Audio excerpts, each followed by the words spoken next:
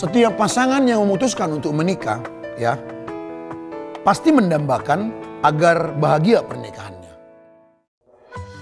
Apapun suku bangsanya, bagaimanapun status ekonominya, baik dia itu miskin atau kaya, putih atau hitam, siapapun dia. Setiap orang memutuskan untuk menikah, dia pasti menghendaki agar bahagia pernikahannya. Kalau ada orang mau menikah tapi tidak mengharapkan bahagia, pasti ada yang salah dalam hubungan mereka. Pasti ada motif-motif yang salah di balik itu semuanya. Namun di sisi lain kalau kita mau jujur, ya, ada banyak pernikahan kandas tengah jalan loh. Bahagia mungkin hanya di 1, 2, 3 tahun pertama. Masuk ke tahun keempat, kandas. Ada yang telah menikah 10 tahun, kandas. Menikah 20 tahun, kandas. Bahkan konyolnya. Ada usia pernikahan cuma beberapa hari, kandas tengah jalan. Nah, mereka yang kandas pernikahannya di tengah jalan ini adalah orang-orang yang pada mulanya pun mengharapkan bahagia. Sebab tidak ada orang yang mau menikah tidak harap bahagia. Loh, tapi kenapa bisa kandas tengah jalan? Dengan bergulirnya waktu, kenapa bisa kandas? Tentu kalau kita mensurvei atau meneliti, tentu ada banyak alasan. Ada yang mungkin karena belum punya anak. Bahkan beberapa suku tertentu bukan sekedar punya anak, anaknya mesti laki-laki. Ada anak perempuan, tapi dia mengharapkan laki-laki, kandas tengah jalan. Dan lain sebagainya, tentu ada banyak alasan. Ada yang berubah dari pasangan, kaget melihat perubahan karakter, kaget melihat asli dari pasangannya. Ya, kandas di tengah jalan.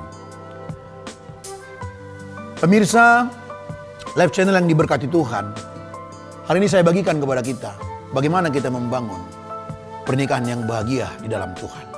Ya, ada beberapa hal saya sampaikan. Yang pertama, agar bahagia pernikahan kita, ingatlah bahwa pernikahan itu adalah rancangan Tuhan.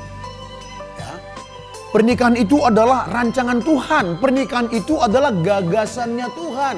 Pernikahan itu adalah idenya Tuhan. Ada pernikahan karena Tuhan yang merancang. Pernikahan itu bukanlah produknya pendeta. Pernikahan bukan produknya gereja. Gereja tidak pernah menciptakan pernikahan. Pendeta nggak pernah menciptakan pernikahan. Tuhanlah yang menciptakan pernikahan. Alkitab berkata pada mulanya Allah. Pada mulanya Allah menciptakan langit dan bumi. Artinya apa? Sebelum ada apa-apa ada Allah. Jadi kalau ada pernikahan itu karena Allah yang buat. Dan pernikahan itu suci. Karena apa? Karena dia Allah yang suci membuat pernikahan.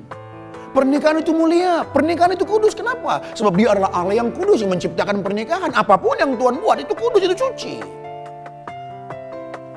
Dan keagungan sebuah pernikahan itu bukan karena diadakan di gedung yang mewah, dengan souvenir yang mahal, ya. Bukan dengan limpahnya uang, bukan. Keagungan sebuah pernikahan ketika dalam pernikahan itu selalu menghadirkan Tuhan. Jadi jangan lupa pemirsa yang dikasih Tuhan bahwa agar bahagia pernikahan saudara, agar kita bisa membangun keluarga yang bahagia, ingatlah bahwa pernikahan itu adalah rancangan Tuhan, inisiatif Tuhan. Tuhanlah yang merancang. Alkitab dengan jelas mengatakan itu. Saya membacakan kepada kita dalam Kejadian pasal 2 ayatnya yang ke-18. Demikian firman Tuhan. Tuhan Allah berfirman, tidak baik kalau Adam itu seorang diri saja. Aku akan menjadikan penolong baginya yang sepadan dengan dia. Ayat 21. Lalu Tuhan Allah membuat Adam itu tidur nyenyak. Ketika Adam tidur, Tuhan Allah mengambil salah satu rusuk daripadanya, lalu menutup tempat itu dengan daging.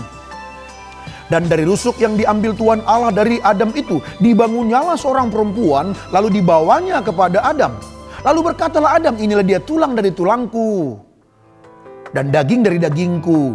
Ia akan dinamai perempuan sebab ia diambil dari laki-laki. Dari ayat yang kita baca ini jelas sekali bahwa Tuhanlah yang merancang pernikahan, bahwa pernikahan itu gagasannya Tuhan.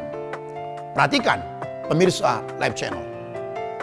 Tuhan yang berkata, tidak baik Adam sendiri. Lalu Tuhan sendiri yang membuat Adam itu tidur nyenyak. Kemudian Tuhan sendiri juga yang mengambil salah satu rusuk dari Adam. Lalu Tuhan juga yang menciptakan wanita dari salah satu rusuk Adam itu. Lalu Tuhan juga yang membawa wanita itu yang kita kenal dengan sebutan Hawa kepada Adam. Lalu Tuhan juga yang memberkati. Itulah pernikahan pertama. Sama sekali tidak ada andil siapa-siapa. Sepenuhnya hanya andil Tuhan. Semuanya Tuhan, Tuhan, Tuhan, Tuhan, Tuhan. Tuhan yang menciptakan dan Tuhanlah pelaku utama dalam pemberkatan nikah sesungguhnya. Jadi tegas sekali saya katakan, bukan gereja yang menciptakan pernikahan, bukan pendeta. Pernikahan itu bukan produknya gereja, bukan produknya pendeta, tapi asli murni produknya Tuhan. Tuhan yang menciptakan pernikahan itu. Oleh karena itu junjung tinggi pernikahanmu lebih dari apapun. Junjung tinggi pernikahanmu. Lebih dari uangmu, lebih dari pergaulanmu. Jangan sampai pernikahan rusak karena uang. Uang itu hanya buatan manusia. Pada dasarnya uang itu tidak punya nilai. Uang itu bernilai karena apa? Karena kita sepakat, kita setuju menjadikan uang itu bernilai. Dan kita sendiri, manusia sendiri yang memberi nilai pada uang itu. Di negara kita buat nilai pada uang. Ada uang Rp500, uang Rp1.000, uang Rp5.000, uang Rp10.000, uang Rp20.000, uang Rp50.000, uang Rp100.000. Jadi ada nilai pada uang itu karena kita sepakat membuat dia bernilai. Jadi jangan sampai pernikahan rusak hanya karena uang yang ada temuan manusia. Uang itu ciptaan manusia. Pernikahan ini ciptaan Tuhan. Jangan sampai apa yang Tuhan buat ini dirusak oleh apa yang manusia buat itu uang. Junjung tinggi pernikahanmu lebih dari apapun. Kalau ada orang berani merusak pernikahan, sesungguhnya dia sedang merusak rancangan Tuhan. Ya, dia sesungguhnya sedang merusak rancangan Tuhan. Pemirsa yang dikasihi Tuhan, pemirsa Live Channel yang Tuhan kasihi, ya. Nah, luar biasanya kalau kita perhatikan dari beberapa ayat tadi, kita melihat ada sebuah filosofi pernikahan di sini. Ya.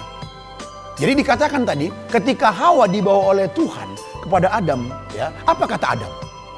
Adam berkata, inilah dia, tulang dari tulangku, daging dari dagingku.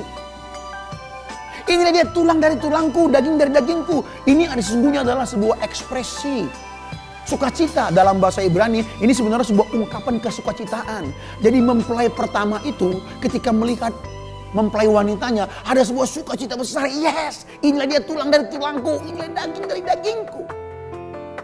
Adam tahu ini adalah bagian dari diriku. Dalam pernikahan pertama itu, ketika mereka tidak hidup di dalam dosa itu, yang ada hanyalah penerimaan. Adam menerima pasangannya. Dia melihat pasangan tidak asing. Kenapa tidak asing? Karena dia tahu ini bagian dari aku. Jadi ada sebuah ungkapan kesukacitaan besar. Pemirsa, coba tatap pasanganmu. Mungkin kau mendengarkan program Voice of Life ini. Ada pasanganmu, ada suami atau istri di sampingmu. Coba lihat kepadanya. Masih ada kesukacita itu. Masih bisa berkata, yes, inilah dia. Apakah ketika kau menatap pasanganmu? Ya elah, kenapa tambah gemuk begini? Ya elah, kenapa bengkak kayak Doraemon begini?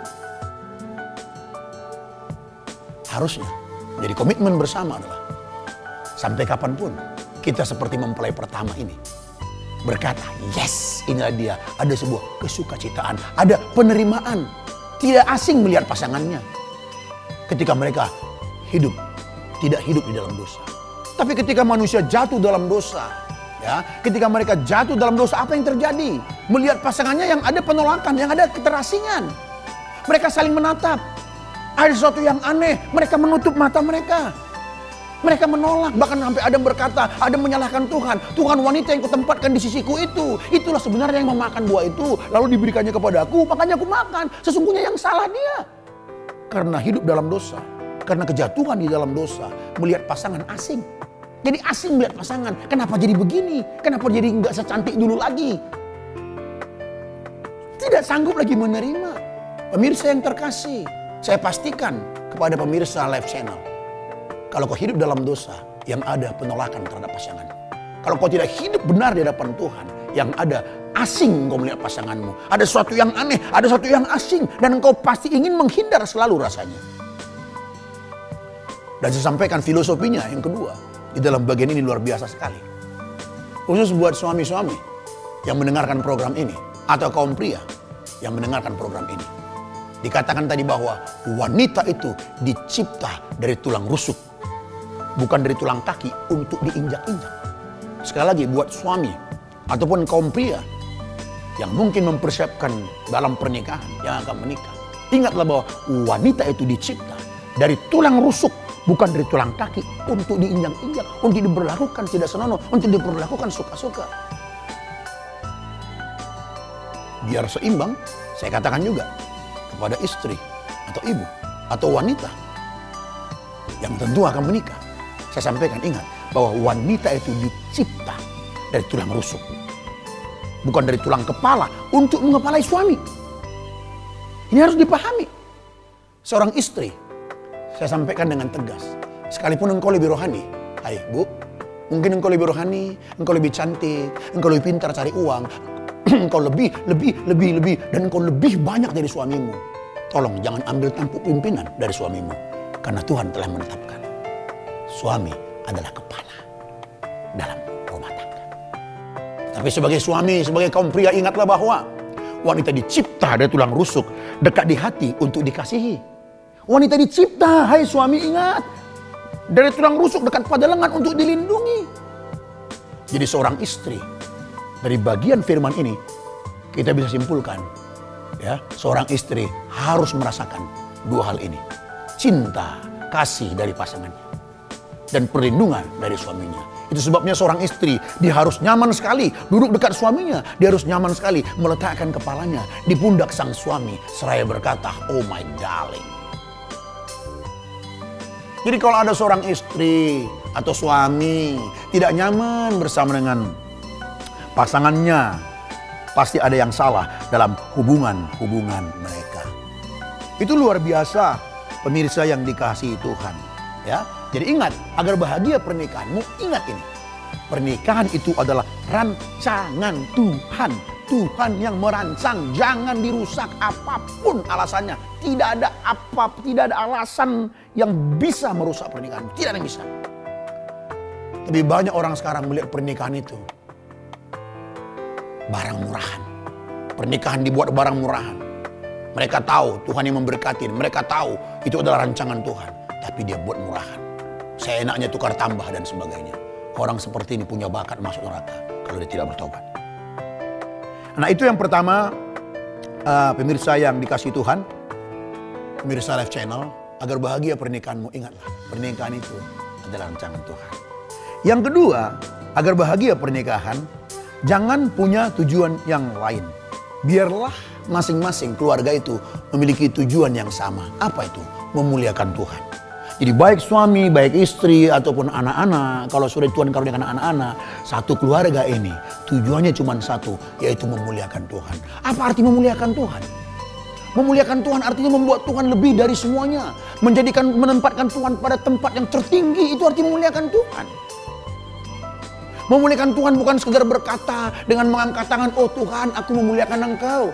Lalu dengan menyanyikan nyanyian-nyanyian, mulialah namamu Tuhan. Itu belum tentu memuliakan Tuhan. Memuliakan Tuhan adalah sebuah sikap, ya, sebuah sikap yang menghargai, yang menjunjung tinggi Tuhan. Sebuah sikap yang menempatkan Tuhan di tempat yang tertinggi, yang menjadikan Tuhan lebih dari yang lain, lebih dari uang, lebih dari segala-galanya. Tuhanlah yang paling utama. Itu memuliakan Tuhan namanya.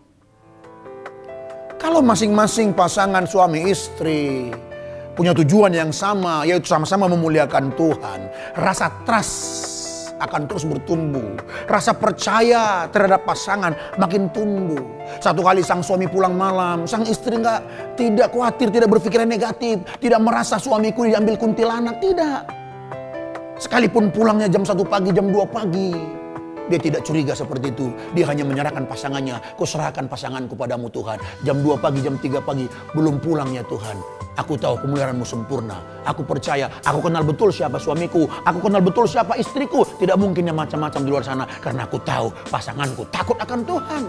Kenapa? Sama-sama punya tujuan yang satu. Itu memuliakan Tuhan. Gak punya tujuan yang lain. Menikah untuk Tuhan, punya anak untuk Tuhan, bekerja untuk Tuhan, melakukan segalanya. Sama-sama percaya mereka karena sama-sama melihat. Mereka menghabiskan hidup mereka, menghabiskan waktu mereka, semuanya bagi kemuliaan Tuhan. Wow, kalau masing-masing pemirsa, suami istri yang mendengarkan ini, anak yang mendengarkan ini, sama-sama melakukannya, betapa bahagianya pernikahan kita. Betapa pernikahan kita menjadi sebuah pernikahan yang diberkati oleh Tuhan. Yang diberkati oleh Tuhan, ya. Nah itu yang kedua. Dan yang ketiga, agar bahagia pernikahan kita. Nah ini penting, bahwa menikah itu bukan mencari bahagia, tapi memberi bahagia. Saya ulangi sekali lagi, agar bahagia pernikahanmu, Bapak Ibu pemirsa Live Channel, catat baik-baik. bahwa menikah itu bukan mencari bahagia. Kalau hari ini engkau mendengarkan program ini, engkau tidak bahagia, saya pastikan engkau tidak bahagia dalam pernikahanmu karena engkau mencari bahagia dari pasanganmu. Pasangan kita itu, Bapak Ibu, mereka bukan malaikat. Suami kita itu bukan malaikat. Dia pria biasa yang punya kekurangan, kelemahan, yang bisa juga melukai, bisa juga capek, yang terkadang juga lupa memperhatikan dan sebagainya. Tapi kalau seorang suami, kalau seorang pria berani menikahi istrinya, dia harus sudah berani memberikan bahagia pada pasangannya. Seorang istri kalau berani menikah dengan pasangannya, dia sudah berani untuk memberikan bahagia kepada suaminya. Saya tegaskan sekali lagi, menikah itu bukan mencari bahagia, tapi memberi bahagia. Jadi seorang suami datang sama Tuhan dan berkata, Tuhan, apa yang harus kuperbuat, tolong saya agar aku bisa memberi bahagia kepada pasanganku, kepada istriku. Seorang istri pun berdoa kepada Tuhan, datang kepada Tuhan, ya Tuhan, apa yang harus aku lakukan agar aku bisa memberikan bahagia pada pasanganku ini. Jadi baik istri maupun suami, ya, berlomba-lomba memberikan kebahagiaan. Jadi tanpa diminta pun masing-masing telah menerima kebahagiaan itu. Nah, disinilah banyak orang tidak rela. Ya, tidak rela untuk memberi bahagia. Jadi pemirsa yang mendengarkan program ini, mungkin engkau orang yang belum nikah, tolong tunda pernikahanmu. Kalau engkau belum siap untuk memberi bahagia pada pasanganmu, dalam nama Tuhan Yesus saya katakan, tunda pernikahanmu. Karena kalau tidak siap engkau memberi bahagia pada pasanganmu, kau mau cari bahagia dari pasanganmu, mau cari bahagia, engkau akan kecewa. Mungkin di 6 bulan pertama dia bisa memberikan bahagia. Masuk bulan ke-7 dia pun manusia biasa, punya kekurangan, punya kelemahan. Pasti kecewa. Pasti kecewa. Jadi saya ulangin sekali lagi. Katakanlah pasanganmu sekarang yang mungkin dia ada di sampingmu. Katakan, aku mau memberikan engkau bahagia di dalam Tuhan. Akan kulakukan semaksimalku. Jangan menuntut. Kekecewaan terjadi karena kita menuntut. Menuntut, itulah yang menghasilkan kekecewaan. Sementara Tuhan mengajarkan kasih, di dalam kasih tidak ada tuntutan. Kasih itu yang kasih miliki hanya ada apa? Melayani, memberi yang terbaik bagi orang lain. Itu yang disebut kasih sesungguhnya. Nah, pertanyaan selanjutnya, bagaimana kita bisa memberi bahagia pada pasangan kita? Oke lah, kita tahu kita harus memberi bahagia pada dia. Nah, pertanyaannya adalah, bagaimana kita bisa memberi bahagia pada pasangan kita? Satu aja jawabannya, sederhana sekali. Apa itu? Bahagia dulu. Karena hanya orang yang sudah bahagialah bisa memberikan bahagia. Tidak ada orang yang tidak bahagia bisa memberi bahagia. Nah, pertanyaan selanjutnya, di mana letak bahagia kita? Ingat pemirsa Live Channel, ya. Bahagia kita bukan pada uang, bukan pada harta, bukan pada jabatan tinggi, bukan pada kecantikan, bukan kepada kehormatan, bukan. Bukan di situ letak bahagia kita sebagai anak Tuhan. Bahagia kita itu ada pada Tuhan. Tuhan Yesuslah kebahagiaan kita. Ada satu lagu yang diciptakan oleh Bapak Pendeta Erastus Takbono. Lagunya luar biasa sekali dengan tone Mandarin. Tuhan, Engkau kebahagiaanku, sukacita dalam hatiku. Apapun terjadi di hidupku, Tuhan Yesus cukup bagiku. Jadi Tuhan kebahagiaan. Jadi saya berharap ya, kita anak Tuhan ini adalah orang-orang yang telah menemukan bahagia. Nah, ketika kita orang yang telah menemukan bahagia, disitulah kita bisa bagi bahagia bagi pasangan kita, bagi anak-anak kita. Yang kita bagikan apa? Kehidupan Tuhan. Itu sebabnya sebagai seorang suami yang adalah kepala dalam rumah tangga, dia mesti melekat dengan Tuhan. Yang adalah sumber dari segala-galanya itu. Dalam persekutuannya itu, dia menemukan bahagia dari Tuhan. Dia mendapatkan sukacita, mendapatkan cinta kasih. Dia bagikan kepada pasangannya. Demikian juga istri. Dalam persekutuan dengan Tuhan dia temukan bahagia, dia mendapatkan sukacita, mendapatkan cinta kasih, dia bagikan kepada pasangannya. Jadi masing-masing adalah orang-orang yang telah menemukan bahagia dalam Tuhan, lalu membagikannya di dalam rumahnya. Betapa bahagianya. Betapa bahagianya. Tidak ada yang bisa mengalahkan itu. Pemirsa yang dikasihi Tuhan Yesus Kristus. Itulah letak kunci kebahagiaan sebenarnya. Itu letak kunci kebahagiaan sebenarnya. Dan kebahagiaan seorang suami hanya satu. Yaitu apa? Melihat pasangannya tumbuh hidup kudus tak bercela. Dan tentu sebaliknya demikian juga. Kiranya kebahagiaan atau sukacita istri cuma satu. Melihat suaminya, melihat keluarganya, melihat suaminya bertumbuh hidup kudus tak bercela. Di dalam Efesus pasalnya yang ke-5 sangat tegas sekali dikatakan di situ. Ya, di dalam Efesus pasalnya yang ke-5 saya membacakan kepada kita di ayatnya yang ke-25, 26 sampai 27, saya bacakan begini ya. Hai suami, kasihilah istrimu sebagaimana Kristus telah mengasihi jemaat dan telah menyerahkan dirinya baginya untuk menguduskannya sesudah ia menyucikannya dengan memandikannya dengan air dan firman. Supaya dengan demikian ia menempatkan jemaat di hadapan dirinya dengan cemerlang tanpa cacat atau kerut atau yang serupa itu, tetapi supaya jemaat kudus dan tidak bercela. Jadi tegas sekali dikatakan di sini. Hai suami, standar suami mengasihi istri adalah seperti Kristus mengasihi jemaat. Nah, pemirsa Live Channel, berikan perhatian lebih khusus di bagian ini, ya, supaya tidak kehilangan berkat dari bagian yang terakhir ini. Standar seorang suami mencintai mengasihi istrinya adalah seperti Kristus mengasihi jemaat. Nah, bagaimana Kristus mengasihi jemaat? Kristus mengasihi jemaat dengan cara apa? Menyerahkan hidupnya, menyerahkan nyawanya, mati untuk jemaat. Lalu apa tujuan Yesus mati untuk jemaat? Jelas dikatakan dalam Efesus pasal 5 ayat 27 tadi, ya. Yesus memberikan nyawanya supaya jemaat kudus tak bercelah. Jadi Tuhan Yesus mengasihi jemaat berkorban habis-habisan, tujuannya cuma satu, yaitu apa? Agar jemaat kudus tak bercelah. Demikianlah suami, karena dikatakan, hai suami kasih istrimu seperti Kristus mengasihi jemaat. Inilah standar suami mengasihi istri. Berani memberikan nyawanya bagi istrinya. Tujuannya apa? Dia all out mencintai istrinya, all out mengasihi istrinya. Tujuannya apa? Agar istri bertumbuh hidup kudus tak bercelah. Disinilah sukacita Tuhan Yesus. Ketika Tuhan Yesus melihat umat kudus tak bercelah, disitulah sukacita Tuhan. Paralel dengan itu, disitulah sukacita kita sebagai suami. Sukacita kita melihat pasangan kita, melihat istri kita bertumbuh di dalam Tuhan, bertumbuh dalam kesucian, hidup kudus tak bercelah. Disitulah sukacita sang suami. Dan saya pikir itu bisa diberlakukan sebaliknya. Sukacita istri pun cuman satu, yaitu melihat suaminya bertumbuh di dalam kehidupan suci, kudus tak bercelah. Kalau ini terjadi, betapa bahagianya pernikahan itu. Betapa bahagianya keluarga itu. Tiada yang bisa memisahkan. Istrimu makin gemuk kek, suamimu makin hitam kek, belum punya anak kek, belum punya anak laki-laki kek, belum kaya kek, belum punya rumah sendiri kek, atau rumah masih ngontrak kek, belum punya kendaraan kek.